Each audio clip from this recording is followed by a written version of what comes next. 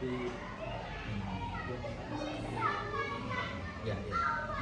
Jadi untuk jadwal silakan sih nanti disesuaikan dengan rencananya yang Pak Made laksanakan. Kita di sini nanti bisa atur untuk waktunya.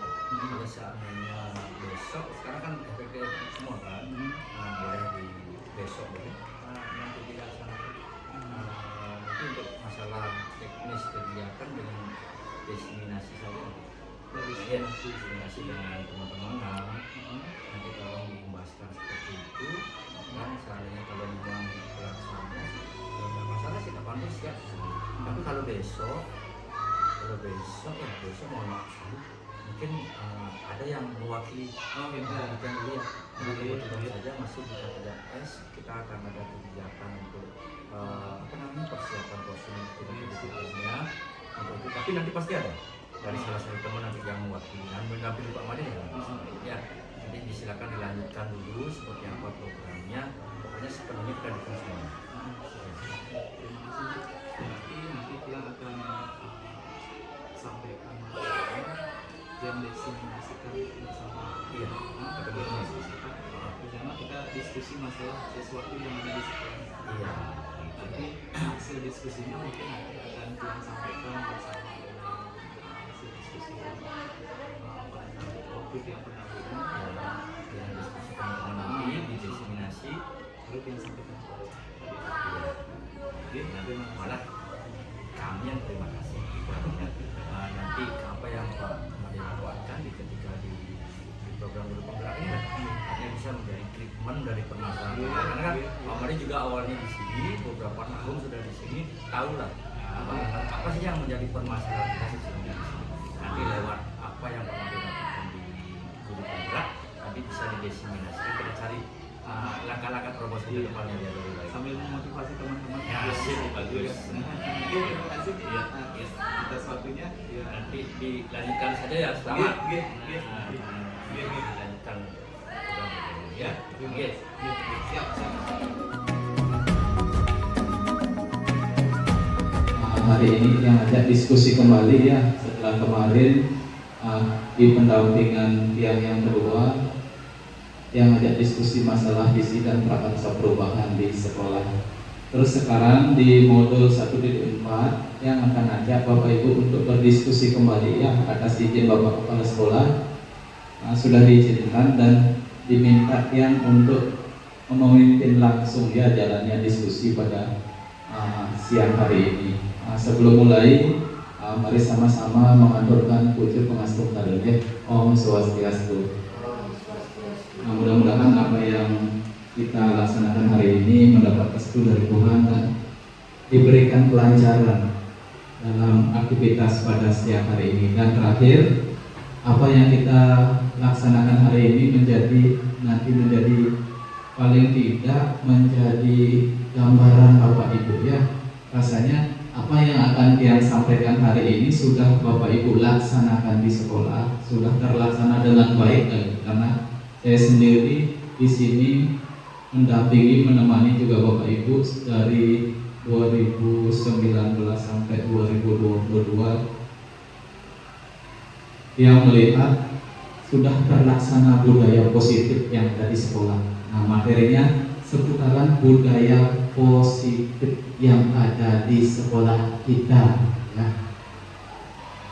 Nah, nanti mana itu budaya positif? Nah, kita akan diskusi lebih banyak diskusi nanti Tiang ada ya, bukan Tiang sendiri sebagai bapaknya ya, sebagai pendidik guru penggerak. Nanti kami diajarkan bukan belajar tapi lebih banyak berdiskusi ya. Nanti saya akan lebih banyak menyerap juga apa yang Bapak Ibu keluhkan tentang budaya positif.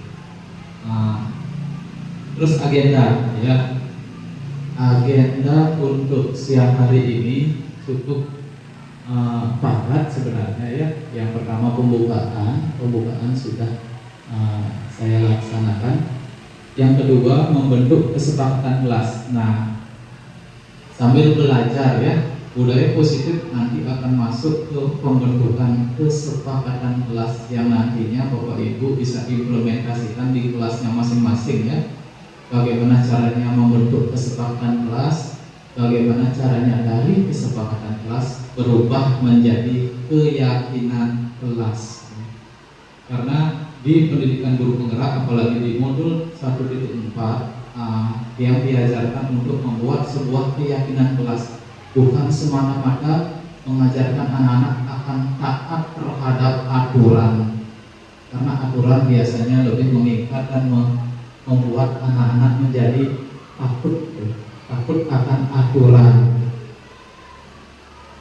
Terus yang ketiga, ada tujuan pembelajaran, eksplorasi konsep. Terakhir Bapak Ibu saya ajak untuk merefleksi dari kegiatan hari ini.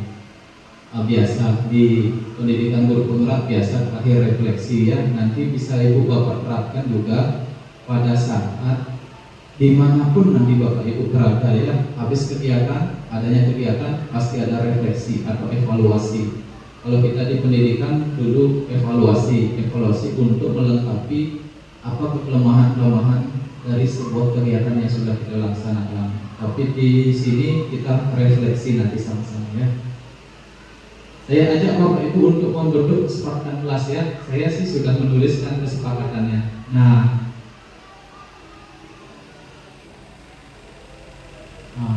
saya anggap di sini sebuah kelas dan kita akan membuat kesepakatan. Kesepakatan itu adalah suatu yang kita harus sepakati dan wajib kita laksanakan. Nah, kontrol kita di sini adalah meyakinkan siswa nanti ya, meyakinkan siswa untuk ikut mengikuti apa yang sudah kita sepakati dari anak-anak. Contoh, saya ambil contoh deh. Di sini, kalau di sini kegiatannya seperti ini, berarti kesepakatan kelas yang bisa saya tuliskan, karena bukan pembelajaran bersama Bapak Ibu guru, kita sharing di sini. Kesepakatan yang bisa saya tulis seperti ini, kira-kira disepakati tidak? Protokol kesehatan, karena ini tidak terlalu banyak, ya tidak terlalu ini juga, tidak terlalu penting juga. Apalagi Pak Gubernur kemarin menyampaikan Bali sudah bebas dari virus. Masker tidak usah dipakai lagi, begitu Pak Gubernur kemarin ya. Masker untuk di Bali tidak usah pakai masker. Sudah Pak Gubernur yang bilang seperti itu ya. Untuk di wilayah Bali katanya sudah berani tidak pakai masker. Terus izin, angkat tangan, izin kalau ke toilet, kita bertanya tepat waktu, maksudnya kita mulainya jam berapa, selesainya jam berapa, kita sepakati. Kita selesainya jam 12.30 ya, 12.30, setengah 1 kita sepakati, dan partisipasi aktif. Nah, ini yang penting ya, aktif.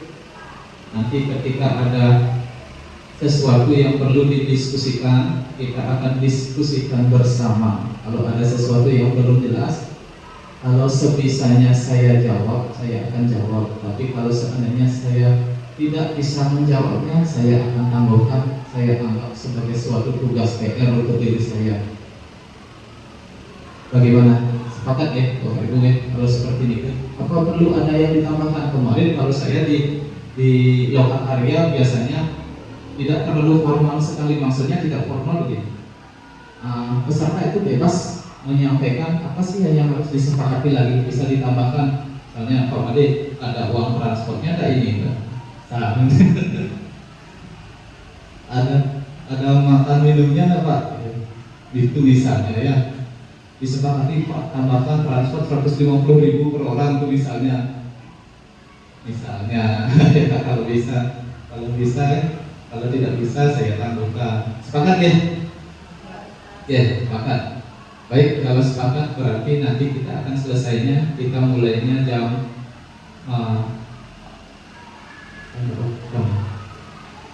kita mulainya jam 11.39, berarti 11.38, selesainya nanti di 12.30 ya, 12.30 setengah 1. Yang lanjutkan.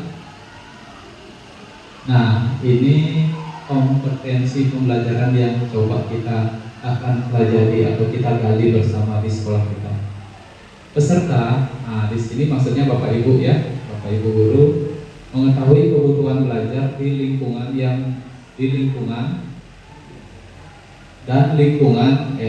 saya ulang ya, peserta dapat memahami pentingnya mengetahui kebutuhan belajar siswa.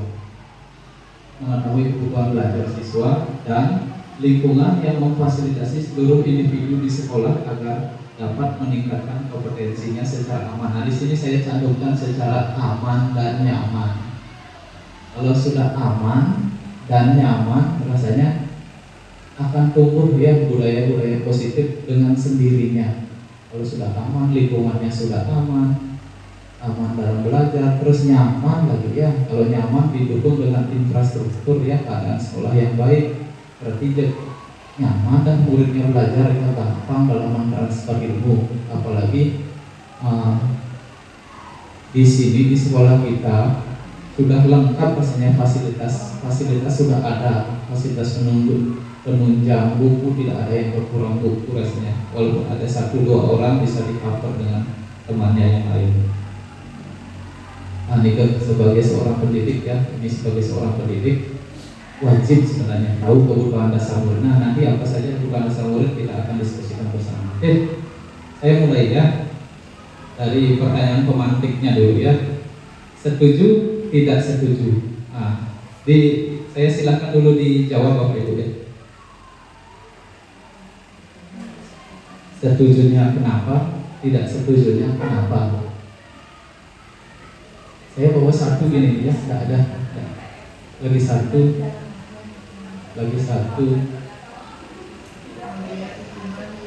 Pertanyaan pertama ya, hukuman dapat mendisiplinkan anak. Mendisiplinkan anak, setuju atau tidak setuju?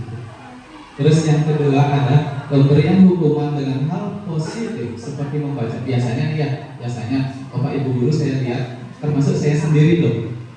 Sebelum mengikuti pendidikan guru penggerak, termasuk saya sendiri, pemberian hukuman misalnya ada yang melanggar aturan, saya berikan dengan hukuman misalnya membaca sehingga PR itu misalnya saya berikan hukuman dengan membaca sampai kamu betul-betul paham itu yang saya lakukan. Terus yang datang terlambat misalnya atau melanggar sebuah aturan, diberikan hukuman membersihkan halaman sekolah. Nah, apakah hukuman-hukuman seperti itu bisakah mendisiplinkan anak? Terus memberikan penghargaan. Nah, di sini saya juga pernah melaksanakan ini atau melakukan ini. Misalnya ada anak yang berani maju atau anak yang berani untuk tampil, kita berikan semacam motivasi dalam bentuk penghargaan, kasih buku atau dikasih pulpen lah. Apakah pemberi penghargaan itu dapat meningkatkan motivasi anak dalam belajar? Silakan direka-reka dulu Bapak Ibu guru, sebentar saya ingin mendengar dari apa sih pendapat Bapak Ibu. Resan 5 menit dari sekarang direka-reka. Kalau saya berdiri mungkin menguing ya, agak terlalu keras ya.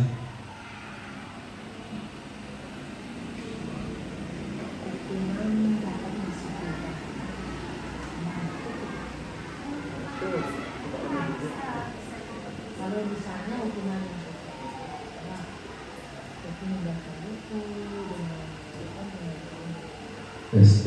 tes betul.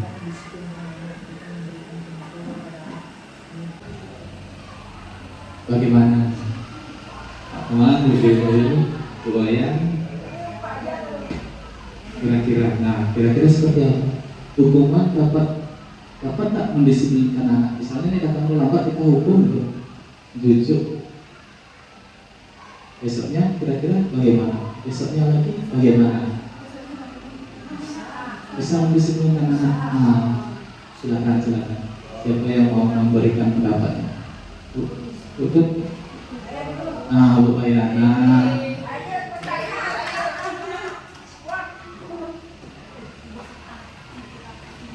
Nomor 1, hukuman dapat mendisiplinkan anak. Itu saya setuju. Tergantung hukuman yang diberikan. Hukuman itu kan bermacam-macam. Ada membersihkan WC, itu termasuk hukuman juga. Misalnya membersihkan halaman sekolah, itu termasuk hukuman. Hukuman itu kan banyak macamnya. Yaitu kalau kita memberikan hukuman, anak itu akan bisa bisa dia besoknya tambah disiplin lagi. Misalnya dia terlambat datang kita suruh misalnya membersihkan WC, itu biasa. Sudah itunya besoknya pasti dia akan datangnya tuh lebih pagi. Itu contohnya. Mungkin teman yang lain bisa menambahkan. Baik, terima kasih Bu ya atas pendapatnya.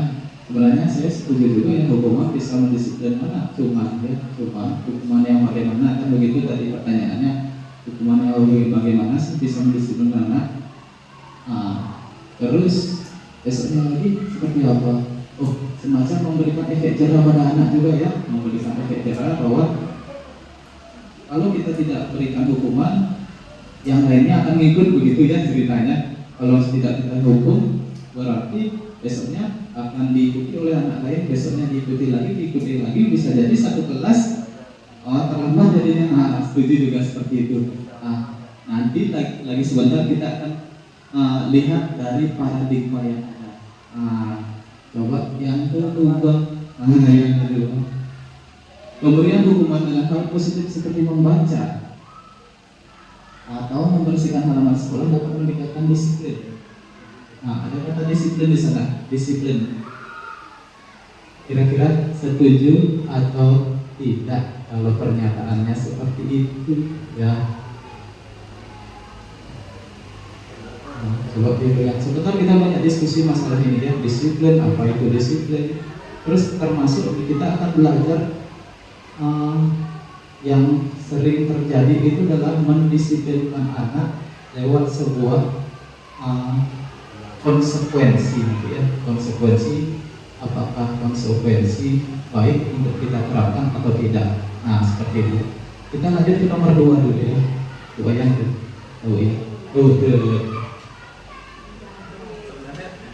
Baik, terima kasih. Jadi pertanyaan nomor 2, pemberian hukuman dengan hal positif seperti membaca atau membersihkan halaman sekolah dapat meningkatkan disiplin anak. Jadi menurut saya itu bisa sih. Nanti kalau kita memberikan hukuman bacaan, mungkin nanti bisa kita carikan dulu sumber bacaannya terkait dengan kedisiplinan apa seperti itu. Nanti dengan sendirinya dia bisa membaca, oh berarti kita harus disiplin. Pokoknya sesuai dengan kedisiplinan lah yang dibaca. Kemudian kalau membersihkan halaman mungkin bisa juga. Kenapa demikian? Karena kalau mereka disuruh melakukan pembersihan, ada efek jerahnya juga. Di samping itu kan biasanya anak akan merasa malu ya, merasa malu dengan temannya, sehingga dia akan menjadi jerah dan besoknya bisa lebih baik lagi. Terima kasih. Kalau tidak salah yang tangkap berarti hukuman, pemberian hukuman sesuai dengan konteks kesalahannya begitu betul ya. Kalau dia tidak mau atau tidak ikut bekerja, kita suruh dia untuk membersihkan. Kalau dia tidak mengerjakan tugas, kita suruh dia membaca. Seperti itu ya. Kita lanjut ke yang nomor 3 ya, memberikan penghargaan. Ini mungkin ya di anak-anak kelas 1, 2 mungkin ya, kalau seandainya ada, anak-anak saya kasih itu buat tangan dulu gitu, misalnya buat tangan, itu sebuah penghargaan juga, buat tangan. Terus pemberian semacam reward, misalnya kasih pulpen, dikasih buku pada saat dia berani atau mampu untuk melakukan sesuatu, kita kasih reward. Apakah memberikan penghargaan dapat meningkatkan motivasi belajar anak kira-kira? Bisa nggak? Apa nggak efek ada efeknya nanti? Ayo dong, ayo ya. Baik, terima kasih Pak Made untuk pernyataan yang nomor 3, yaitu memberikan penghargaan dapat meningkatkan motivasi belajar anak. Kalau saya sebagai guru kelas 2, saya setuju dengan pernyataan tersebut karena saya sudah melaksanakan sendiri di kelas, yaitu dengan memberikan penghargaan bukan hanya barang gitu. Misalnya kalau mereka bisa menjawab dengan benar, saya kasih tanda bintang itu mereka udah senang, misalnya bintang 3 berarti udah bisa melaksanakan dengan baik. Jadi besoknya pasti dia kalau nggak diisi bintang tersebut nanya, Bu saya sudah melaksanakan ini dengan benar-benar membuatnya, mana bintangnya, seperti itu. Jadi dengan kebiasaan seperti itu mereka tetap membuat tugasnya itu seperti membuatnya sesuai dengan arahan guru serta terus menjadi lebih baik, seperti itu Pak Madi. Terima kasih.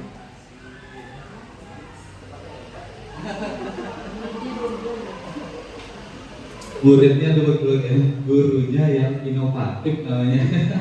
Gurunya yang inovatif berarti memberikan. Nah, sebentar kita akan coba untuk mengaitkan ini dengan ada nggak efek ke sampingnya ya.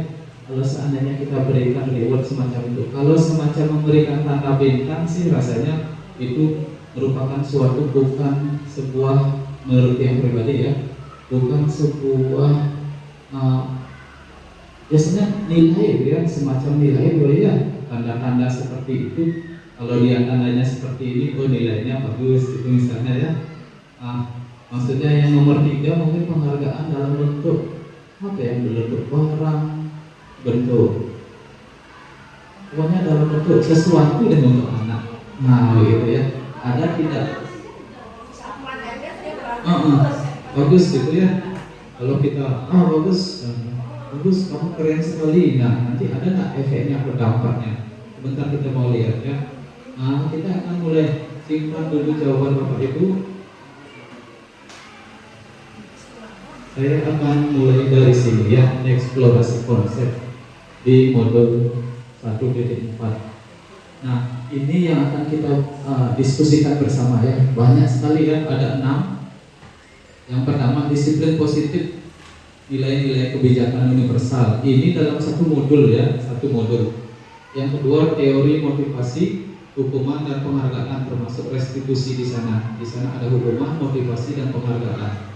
Terus membentuk sebuah keyakinan kelas. Nah, keyakinan kelas rasanya terbentuk dari aturan-aturan yang sudah disepakati di kelas ya. Kalau Bapak Ibu nanti membuat sebuah kesepakatan bersama anak-anak, mudah-mudahan bisa membuat kesepakatan yang bisa dijadikan sebagai keyakinan kelas dan bisa diikuti oleh semua anak. Berarti bagus sekali ya, bagus sekali. Yang keempat ada kebutuhan dasar manusia dan dunia berkualitas. Yang kelima restitusi dan posisi kontrol. Terakhir ada segitiga restitusi. Rasanya sudah dipelajari, dipraktekkan, tapi tidak tahu namanya. Sama seperti saya, tidak tahu namanya, tapi sudah dipraktekkan.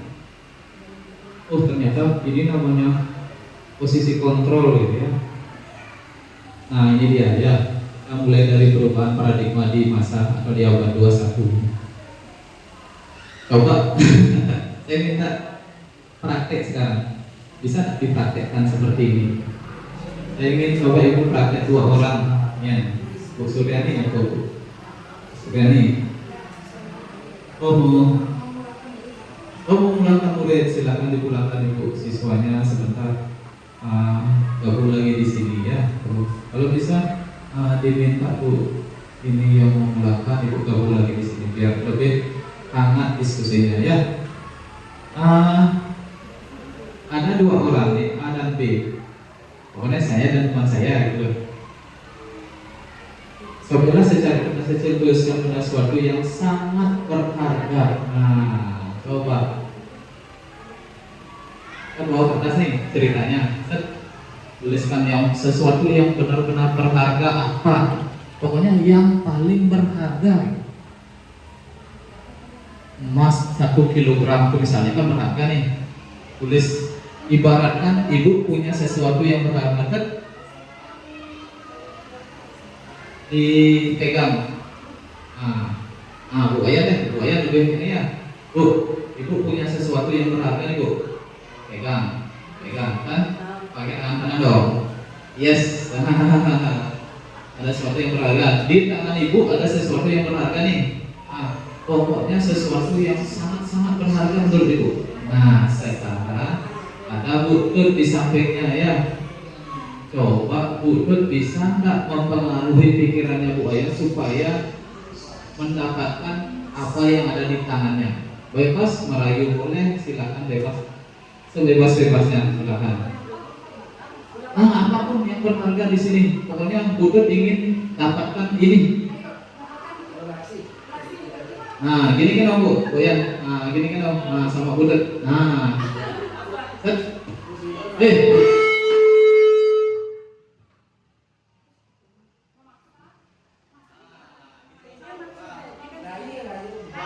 Punya sesuatu yang berharga di saya, sangat berharga, ya, sangat berharga. Pokoknya ini barang yang sesuatu yang sangat berharga. Terus tugasnya Budut itu adalah kengken caranya, bagaimana caranya mendapatkan barang ini.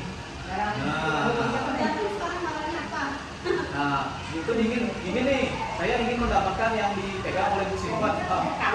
Saya bebas caranya, mau diapakan. Bisa nggak Ibu mendapatkan ini? Gitu coba, silakan. Misalkan Ibu mau bawa berapa? Apa nih? Emas misalnya. Emas 1 kilo deh. Emas 1 kilo deh. Emas 1 kilo.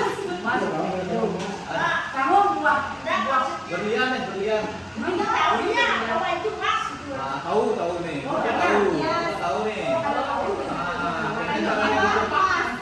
Emas. Berlian deh, berlian.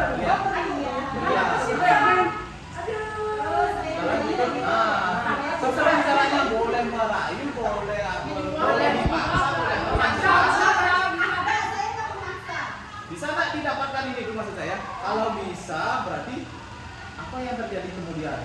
Kalau tidak, kita simpulkan sama-sama. Kenapa tidak didapatkannya? Silakan. Seandainya buku buaya membawa sebuah berlian.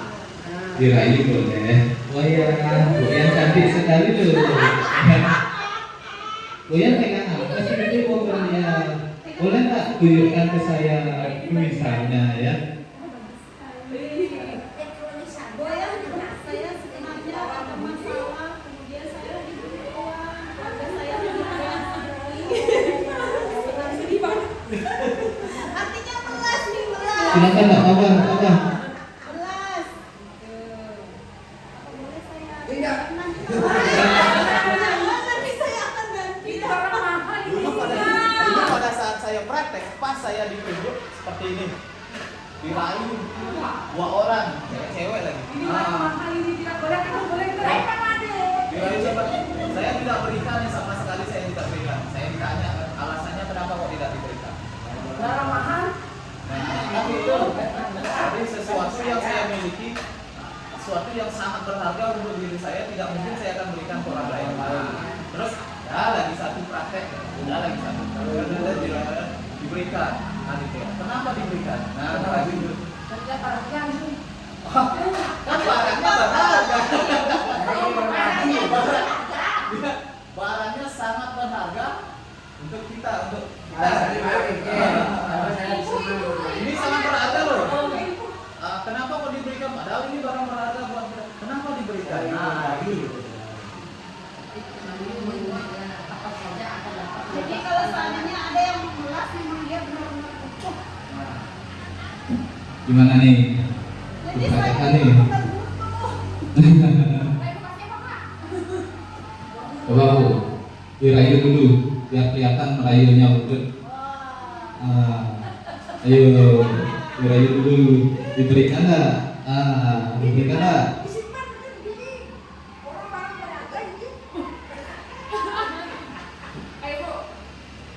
berharga ini. Anak saya lagi sakit, kemudian harus dioperasi. Saya udah nggak punya uang tabungan, memang biayanya besar. Saya sudah tidak punya siapa-siapa lagi, hanya itu yang bisa membantu saya.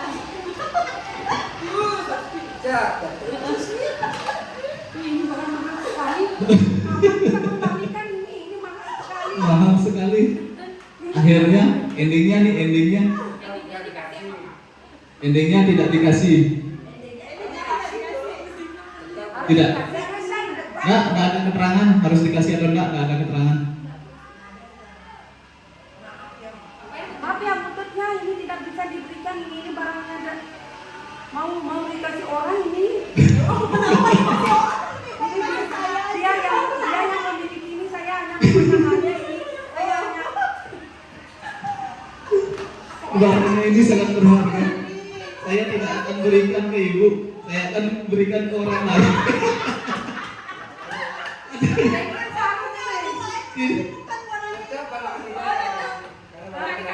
Ibu, kan wenten keterangan Nabi itu semua dari dalam diri sendiri, apakah diberikan atau tidak. Sebentar dia mau tanya, ibu kenapa berikan? Kalau seandainya ibu berikan, terus kalau tidak diberikan, kenapa? Nah kan gitu. Nah saya ingin lihat endingnya dulu, diberikan atau tidak gitu. Oh diberikan, ya? Diberikan. Oh karena berarti jiwa sosialnya sangat ini ya. Diberikan. Nah ada pertanyaan, ikhlas atau memberikan? Sementara ikhlas. Sementara ikhlas. Kan dia meminjam. Tes. Sementara ikhlas katanya ya, sementara ikhlas. Tapi di dunia nyatanya tidak ikhlas. Aja sekarang saja yang ikhlas. Oke. Diberikan berarti ya. Untuk apa sih? Kenapa diberikan? Karena sangat membutuhkan ya. Karena sangat membutuhkan. Berarti sangat berjiwa apa namanya? Berjiwa sosial ya. Nah, pertanyaan saya selanjutnya ya, Bapak Ibu semua. Dari kejadian itu, posisi yang memiliki posisi kontrol pada kejadian itu siapa sih? Yang merayu apa yang memegang? Yang punya posisi kontrol keadaan nih. Nah, bentar, saya ingin satu-satu menjawab ya. Yang punya posisi kontrol ya pada saat ada kejadian seperti itu. Oke, boleh mungkin ya. Posisi kontrol nih, ada yang mengontrol nih, nengok yang punya warna, apa yang merayu dalam kejadian itu. Terima kasih Bang Adi. Menurut saya yang memiliki posisi kontrol itu adalah yang membawa atau memegang barang tersebut. Mungkin nanti kalau tidak yang mempunyai posisi kontrol itu, mungkin baru dokter memelas begitu sudah dikasih langsung. Tapi di sini dia juga simpan, harus waspada. Nah, siapa yang saya kasih? Mungkin dalam hatinya begitu. Nah, saya kasih atau tidak? Mungkin di dalam di luarnya dia memberikan, oh saya ikhlas. Padahal di dalam hatinya sudah bergejolak. Apa benar saya mau memberikan ini atau tidak? Tidak dikembalikan. Berarti sepakat ya, posisi kontrol ada di yang memegang barang. Nah begitu juga Bapak Ibu, diharapkan ya, bisa nggak kita mengontrol orang lain gitu? Saya tanya, kita bisa nggak mengontrol keadaan orang lain? Soalnya saya mengontrol biar bisa melakukan sesuatu gitu. Tadi kan ada kultur yang meminta, padahal kontrolnya ada di yang pegang gini, yang pegang kendali. Terus bisa nggak kita mengontrol orang lain ya?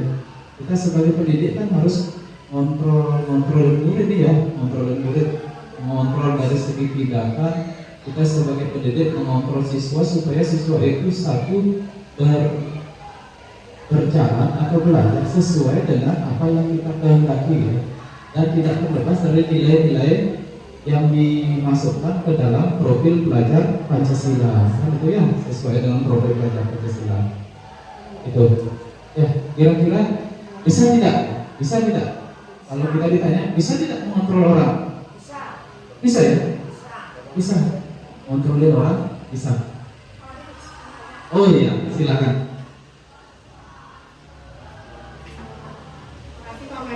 Materinya menarik menurut saya. Kalau mengontrol orang kan juga misalnya kita guru nih mengontrol orang di sekolah. Waktu kita mengontrol orang di sekolah itu kan terbatas Pak Made. Ini kalau untuk efek ke semua yang di rumahnya juga kita tidak tahu. Kalau saya dulu baca teori itu kita hanya bisa mengontrol seperti binatang gitu kan, yang kita bisa kurung lama dan kita bisa perhatikan waktunya setiap detik. Kalau orang itu kan susah. Nah, bagaimana itu Pak Made? Terima kasih. Bagus sekali ya. Kalau kontrol orang itu kan banyak nih, susah. Yang bisa dikontrol katanya kan binatang, ada hewan bisa kita kontrol, apalagi jumlahnya sedikit. Kalau manusia lebih banyak ya. Sebenarnya materi kita di posisi kontrol yang dikemukakan oleh Diana Gose ya, Diana Gose itu menyatakan bahwa kita sebagai pendidik itu tidak bisa mengontrol orang, apalagi mengontrol siswa, tidak bisa. Yang bisa mengontrolnya adalah yang pegang ini kan tadi kan, yang pegang. Berarti yang pegang siapa? Ya, diri mereka sendiri sebagai siswa. Berarti yang kita berikan apa? Kita cuma bisa memberikan stimulus kepada siswa untuk meyakinkan dirinya sendiri ya. Meyakinkan dirinya sendiri. Misalnya datang tepat waktu, kita tidak bisa memaksakan mengontrol anak supaya datang tepat waktu jam 7. Kalau kita paksakan, tadi kan ada peraturan-peraturan seperti itu, dia akan membekas ke benak anak itu sendiri. Cuma kita berikan nanti tekniknya, Bapak Ibu guru punya teknik sendiri. Saya yakin nih punya beda-beda teknik. Itu tidak diatur tekniknya seperti apa.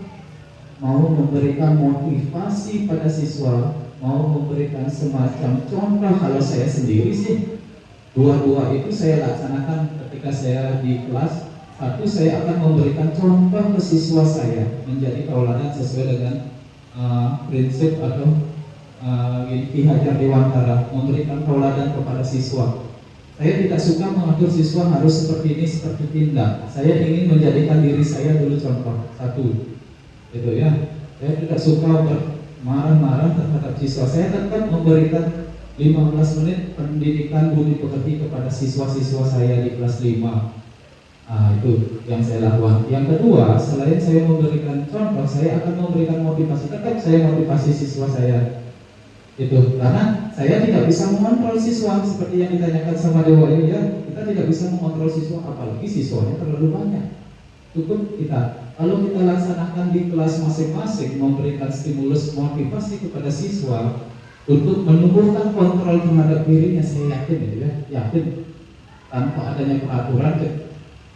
Cepat jam 6:30 gitu ya, cepat 6:30 terus wajib baca aja, gimana di wajib baca gitu ya. Yang penting kita sendiri sebagai pendidik itu memberikan motivasi, apalagi di guru agama, Pak Manya guru agama, apalagi caranya memberikan motivasi itu, wah saya taruh candu bagian, taruh langsung masuk, bukan masuk ke telinga, ke hati langsung ya, nancem ke sini. Guru agama punya teknik tersendiri. Kalau Bapak Ibu guru tidak dipaksakan kan harus seperti apa? Enggak, teknik silakan sendiri-sendiri. Yang jelas kita tetap memberikan motivasi untuk menguatkan kontrol dari dalam diri mereka. Setuju kira-kira seperti itu? Biar tidak terpaksa. Menurut saya enggak seperti itu deh Pak Made, tetap harus ada peraturan gitu. Peraturan jam 6:30 itu sudah ada di sekolah itu peraturannya. Nanti kita akan bedakan antara peraturan dengan keyakinan gitu. Keyakinan. Oke, saya lanjut ya. Kira-kira seperti itu dulu pembukaannya. Siapakah yang sungguhnya memegang kontrol? Nah, apakah menurut kepala dengan segala cara untuk membuka kepalan tangan? Bertanya. Ini dia. Tidak, rasanya tidak terlihat ya, kecil sekali. Yang memiliki posisi kontrol adalah diri kita sendiri. Ya, atas kepala tangan. Apakah kita membuka atau menutup tergantung kita sendiri. Karena kita yang bisa mengontrol diri kita sendiri.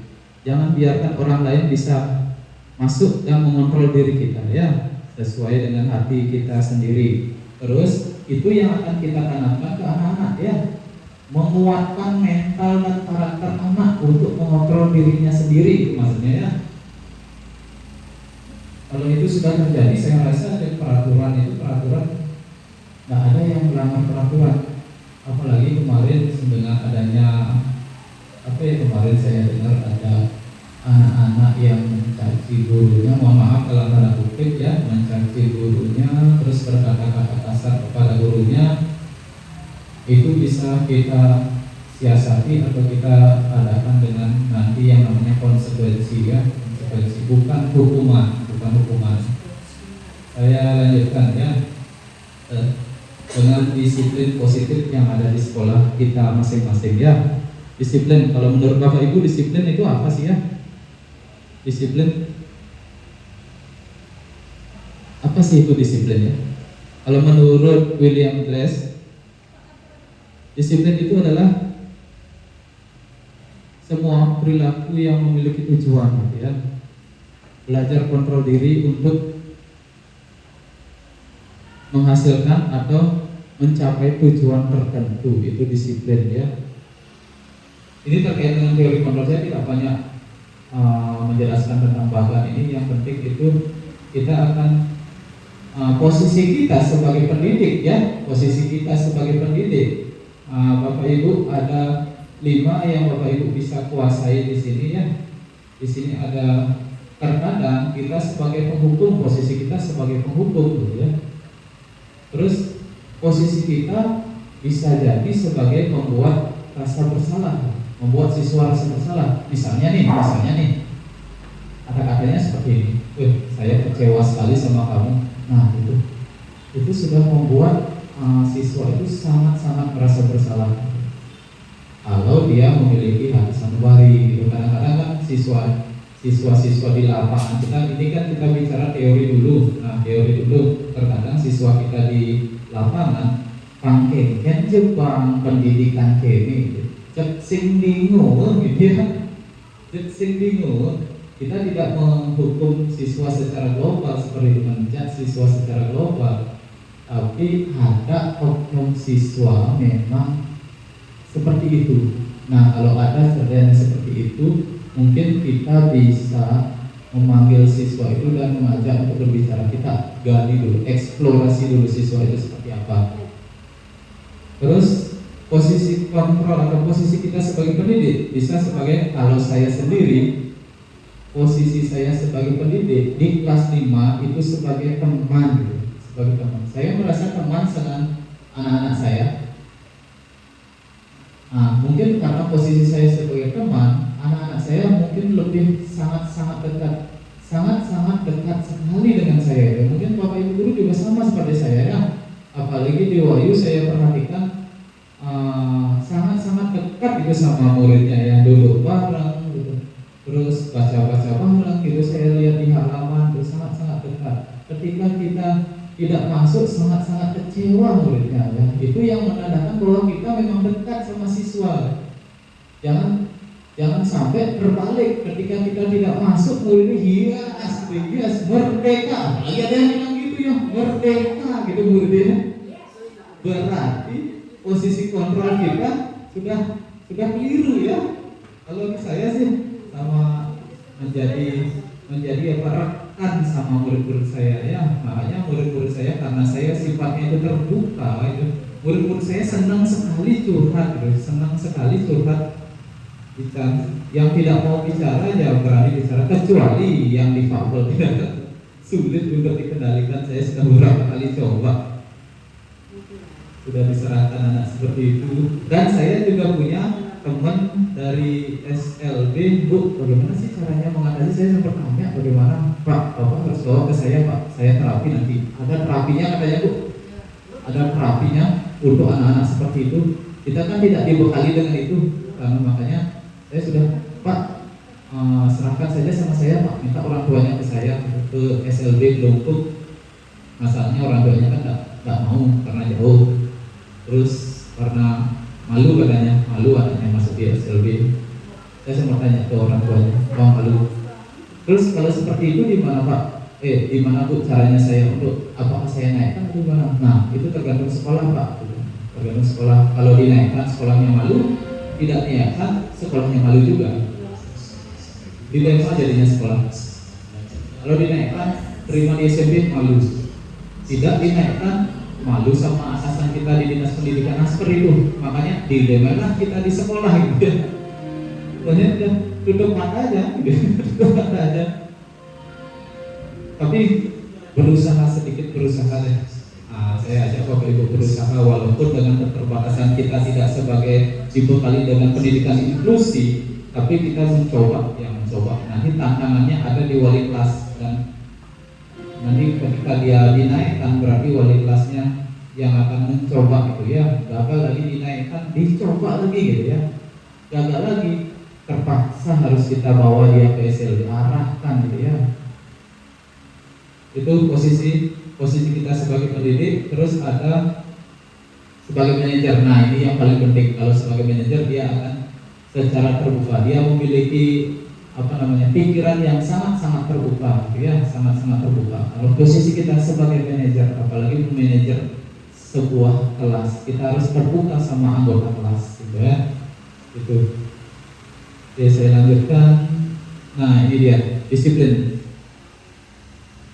Disiplin berasal dari bahasa Latin disiplina, artinya belajar ya. Disiplin ternyata artinya belajar, Bapak Ibu. Saya sendiri baru tahu nih disiplin artinya belajar. Kalau saya dulu menganggap bahwa disiplin itu mengikuti semua peraturan gitu ya. Kalau saya berpikirnya seperti itu, ternyata makna disiplin yang sesungguhnya itu adalah belajar gitu ya. Belajar.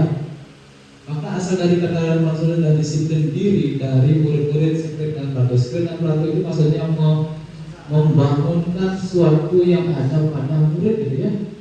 Membangunkan itu.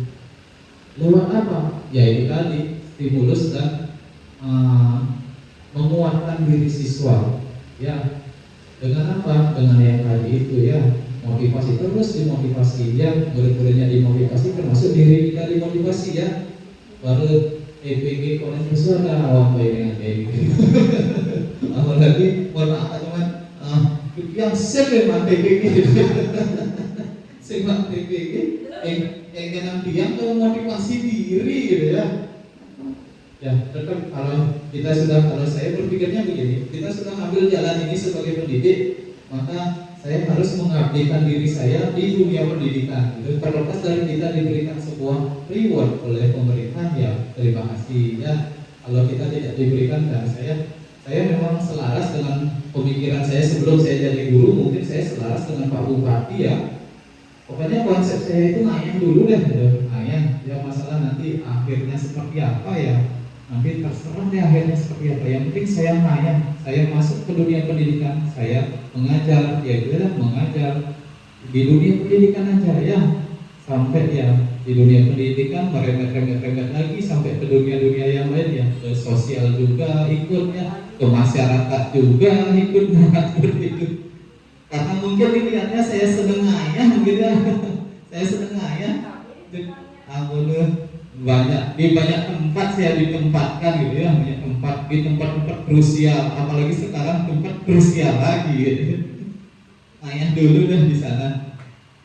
Disiplin diri membuat orang menggali potensinya menuju sebuah tujuan apa yang dihargai. Ini disiplin dirinya. Makanya Bapak Ibu saya ajak sekarang ya untuk menumbuhkan disiplin diri dari anak gitu ya, membangunkan disiplin diri dari anak gitu ya, memotivasi itu bagaimana sih caranya. Nah itu tekniknya silahkan Bapak Ibu ya, kamu bersama. Saya rasa kalau saya ya 15 menit pendidikan mau dimengerti, membangun karakter anak itu. Kalau saya sendiri dulu ya di kelas 5 tetap saya ajarkan seperti itu, sampai kelas 5 yang dulu saya ajarkan seperti itu, tahun-tahun sampai kelas 6 beda lagi mereka gitu ya.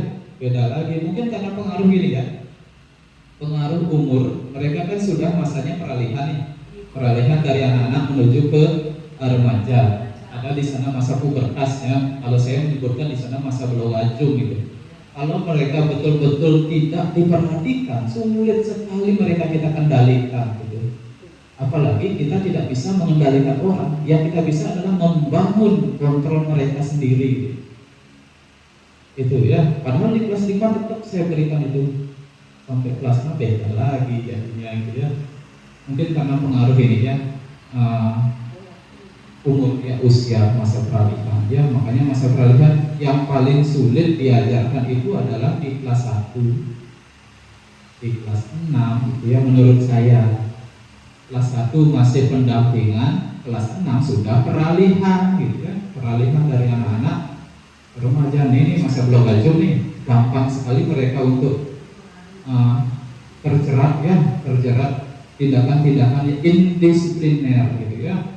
Apalagi kemarin saya tidak akan membicarakan itu, tapi saya mendengar seperti itu, saya kecewa sekali. Saya sendiri yang langsung menanyakan ke anak-anaknya gitu ya. Saya tidak tanya, kenapa kamu ulangan? Enggak. Yang saya tanya pertama ketiga orang itu adalah, halo, apa kabarnya hari ini? Gitu saja saya tanya. Dari sanalah mereka, Pak tumben ngechat Pak, pasti tahu permasalahan kami. Nah, mereka akhirnya cerita banyak sama saya. Tahu permasalahan kami pasti Pak. Enggak, masalah apa ya? Nah, akhirnya saya gali informasi seperti itu. Mereka mau ngaku dan saya sarankan mereka minta maaf. Gitu.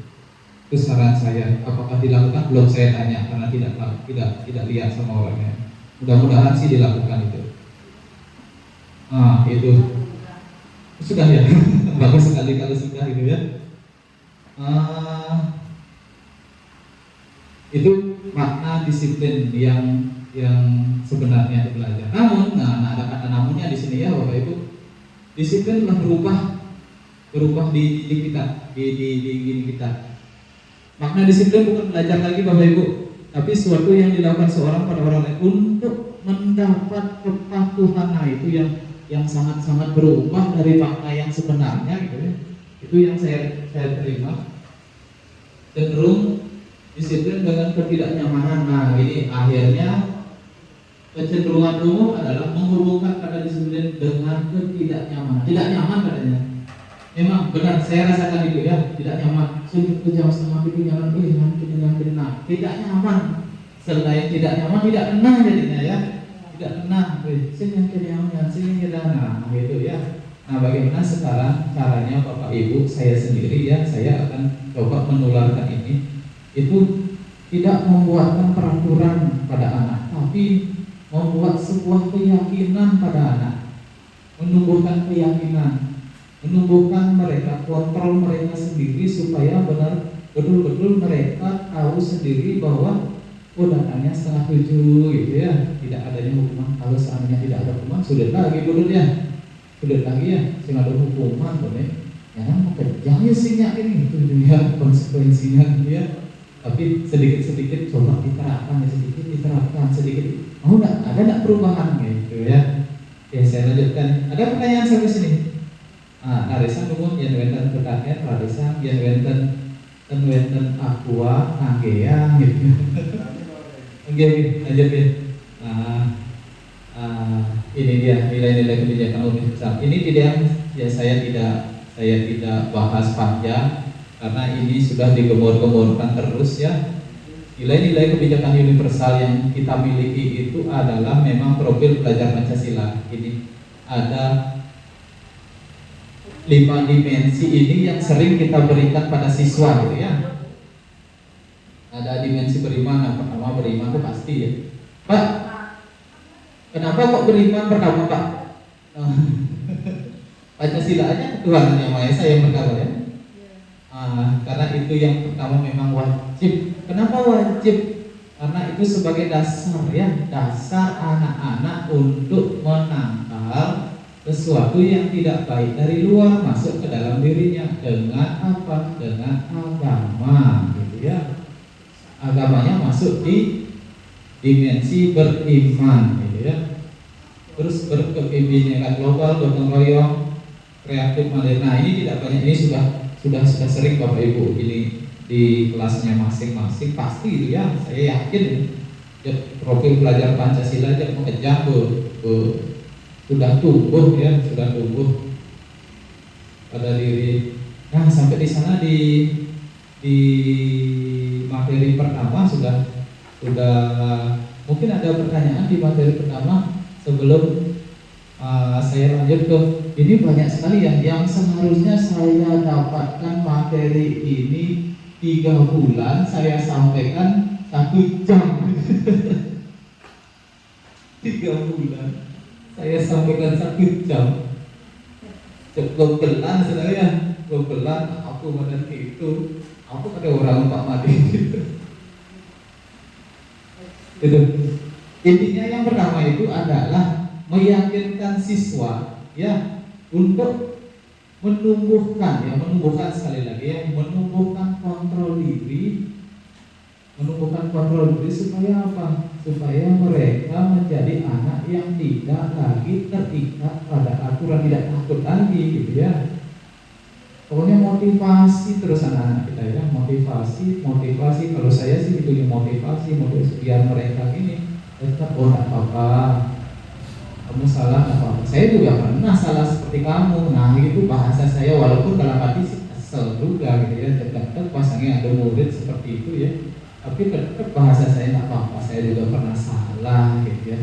Siapa sih orang yang pernah salah? Yang terpenting adalah kamu berani untuk mengakui bahwa kamu salah dan berani untuk meminta maaf. Itu tetap bahasa saya seperti itu ya. Silakan kalau yang ditanyakan atau mau minum dulu yang minum ya. Yang lanjut mantan ya. Saya lanjutkan ke eksplorasi konsep pembelajaran 2. Teori motivasi hukuman dan penghargaan restitusi. Ini tahu kan Bapak Ibu ya, Ki Hajar Dewantara. Di bapak yang satu ini sekarang viral ya, di dunia pendidikan di mana-mana keluar ya. Belum tidak sih ada yang diingatkan ya. Sekat pendidikan guru penggerak muncul ya, Ki Hajar Dewantara ya. Lewat dulu kan ada namanya teori tabula rasa, sekarang sudah dibalik bukan tabula rasa ya. Anak bukan terlahir seperti kertas putih ya. Melakukan hal yang buruk tapi kamu tidak melakukannya. Nah ini sama seperti memberikan power, memberikan motivasi di sini ya, validasi kebutuhan. Apa sih kebutuhan anak itu apa sih? Terus keyakinan, menanyakan keyakinan. Ini terakhir nih ya, terakhir setelah Bapak Ibu motivasi, tanyakan keyakinan anak itu seperti apa. Kamu mau seperti apa sih sekarang? Mau nggak kamu berubah? Itu misalnya ya, mau nggak kamu berubah? Itu untuk restitusi ya. Restitusi saya belum ke refleksi, masih ada beberapa materi yang belum saya sampaikan terkait dengan kebutuhan dasar anak. Keyakinan kelas sudah ya. Untuk keyakinan kelas silakan Bapak Ibu untuk mencoba membuat keyakinan. Kami meyakini bahwa kami bisa, itu misalnya membuat sebuah keyakinan di kelas Bapak Ibu masing-masing ya, bukan hanya aturan-aturan tapi meyakini.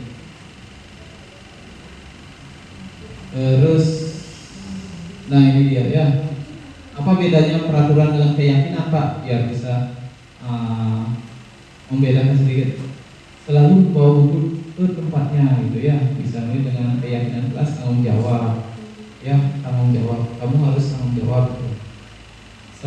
Anak-anak di kelas kami adalah anak yang bertanggung jawab. Itu misalnya keyakinan kelasnya, ya, keyakinan kelasnya. Terus dilarang mengganggu orang lain gitu. Itu aturan.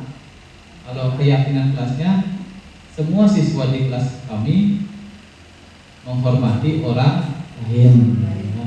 Menghormati orang lain itu keyakinan. Bagaimana kita meyakinkan kelas kita supaya bisa menghormati sesama, itu sama. Saling menghormati gitu ya, intinya seperti itu. Kurang lebih itu bedanya keyakinan. Dan coba nanti Bapak Ibu kalau bisa sedikit yang bisa yang sampaikan di sini ya, masalah keyakinan kelas. Coba di kelas masing-masing dibuatkan sebuah keyakinan supaya anak-anak itu betul-betul bisa melaksanakan gitu ya, bisa melaksanakan keyakinan kelas.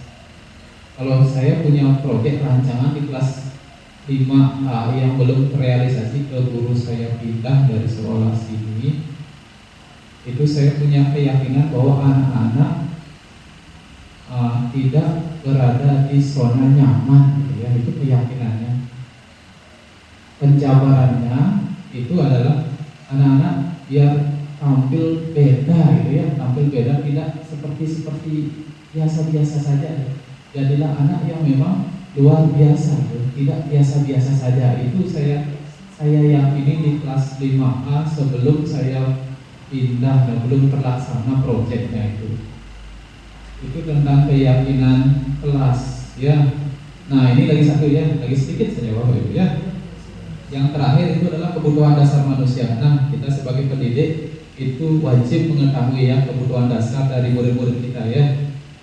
Kebutuhan yang pertama, kebutuhan untuk bertahan hidup itu pasti, itu di tengah-tengah moyang itu ya, pasti itu.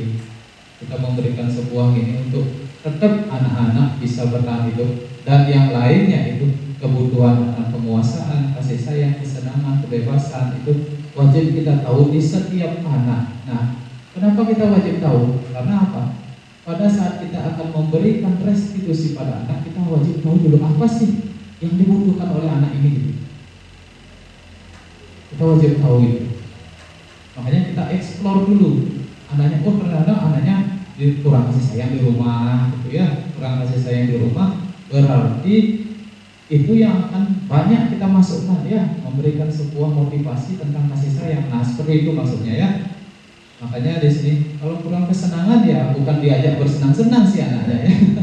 Bukan diajak seperti itu ya. Tapi kita memberikan semacam motivasi untuk anak itu tetap merasa tidak apa ya, tetap merasa senang itu, tidak canggung gitu, tidak canggung. Itu kebutuhan dasar dari manusia. Ini yang pertama, kebutuhan bertahan hidup dan lain sebagainya. Ini rasanya Bapak Ibu juga sudah tahu ya, apalagi di konsep kurikulum merdeka ini masuk semua. Kasih sayang yang diterima oleh masyarakat, terus kebutuhan akan pilihan, kebebasan itu masuk ke semua. Muaranya itu adalah anak itu bisa bergaul di masyarakat dengan karakter-karakter mereka sendiri gitu ya, karakter-karakter yang lebih kuat dari penguatan yang kita berikan. Itu ada lagi yang belum rasanya lagi sedikit ya, lagi sedikit aja, sedikit lagi. Nah, ini yang terakhir biar pas gitu ya, refleksi. Silakan Bapak Ibu refleksikan ini pertanyaan saya, silakan dituliskan biar menjadi apa ya, menjadi ini buat saya. Ditulis saja, ditulis. Kalau dibicarakan akan lama lagi waktunya dibicarakan. Ditulis saja. Ada 4 buah pertanyaan, silakan dituliskan nanti biar bisa saya gunakan merefleksi diri saya. Oh, saya lemahnya di sini loh. Nah, gitu ya. Ditulis dengan sebuah kertas ya. Dengan sebuah kertas, bisa di sini, bisa di ruang guru lagi sebentar ya. Yang jelas sebentar setelah selesai acara ini saya terima kertasnya untuk bahan refleksi diri saya. Baik, itu saja yang bisa saya sampaikan Bapak Ibu. Cuman terakhir saya berpesan ya, saya tetap memotivasi Bapak Ibu ya. Motivasi satu, motivasi itu adalah untuk, kalau untuk Bu Musiani sama Dewayu sama Bu Yudi sebenarnya ya, motivasi saya tetap kalau bisa ikut di pendidikan guru penggerak, bagus sekali ya, bagus sekali karena materinya kental sekali dengan budaya positif ya, budaya positif. Apa sih budaya positif sekolah itu?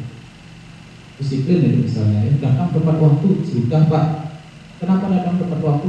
Sudah waktunya Pak, karena diatur dalam peraturan itu. Berarti ya mesti kita takut sama aturan. Kalau saya sih tidak takut ya, saya tenang ya, yang penting saya masuk dulu gitu, semangat masuk, yang penting kita kan tidak, yang penting berusaha pagi masuk gitu.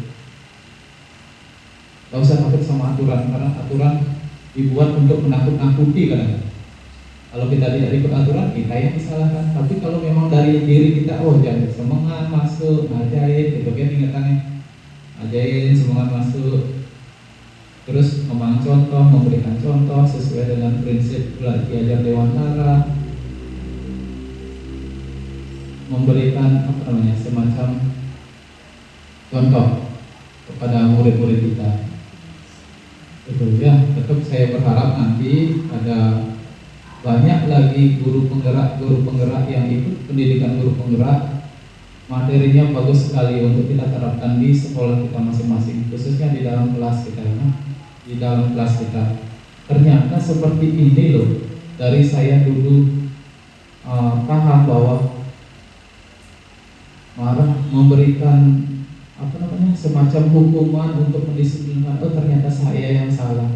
hukuman itu sangat-sangat membekas pada anak. Lebih baik kita berikan dia semacam konsekuensi keyakinan. Kalau memang ada kesalahan, kita restitusi, pakai restitusi untuk menyampaikan, menyelesaikan itu ya. Mudah-mudahan bisa dipraktekkan restitusinya ketika ada siswa kita yang punya masalah. Itu saja Ibu yang bisa Tiang sampaikan. Mohon maaf jika dalam penyampaian saya punya kesalahan, menyinggung perasaan, menyita waktu Bapak Ibu.